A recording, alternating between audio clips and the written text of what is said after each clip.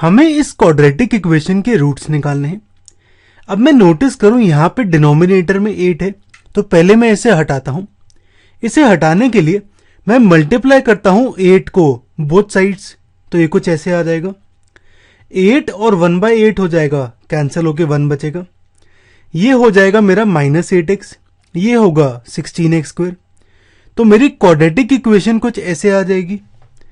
अब यहां पे हम इसके रूट्स निकालते हैं। मैं इसके रूट्स निकालता हूं using splitting the middle term method.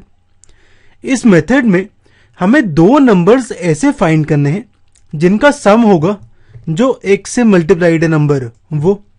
यहां पे -8 मल्टीप्लाइड है x से, तो सम होगा -8 और प्रोडक्ट होगा जो मेरा कांस्टेंट नंबर है यानी 1, और जो x² से मल्टीप्लाइड है नंबर यानी 16, इन दोनों का मल्टीप्लिकेशन यानी 1 × 16 16। तो हमें दो नंबर्स कुछ ऐसे निकालने हैं।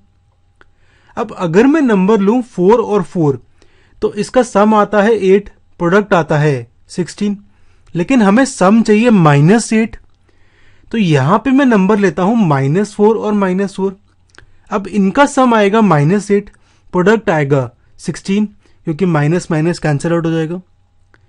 तो यहां पे मैं -8x को लिखता हूं -4x कुछ ऐसे। अब इन दोनों में से मैं नोटिस करूं, एक तो मेरा x कॉमन आ जाएगा और एक 4 कॉमन आ जाएगा, तो मेरा 4x बाहर आता है। यहां से बचेगा 4x, यहां से 1। सिमिलरली इन दोनों में से मैं -1 कॉमन निकालता हूं, यहां से बचेगा 4x, यहां से -1, ये कुछ ऐसे आ जाएगा। तो ये आएगा मेरा 4x - 1 × 4x - 1 = 0, यानी 4x - 1 की वैल्यू 0 है, यानी 4x है 1 के इक्वल, तो x होगा 1/4 के इक्वल।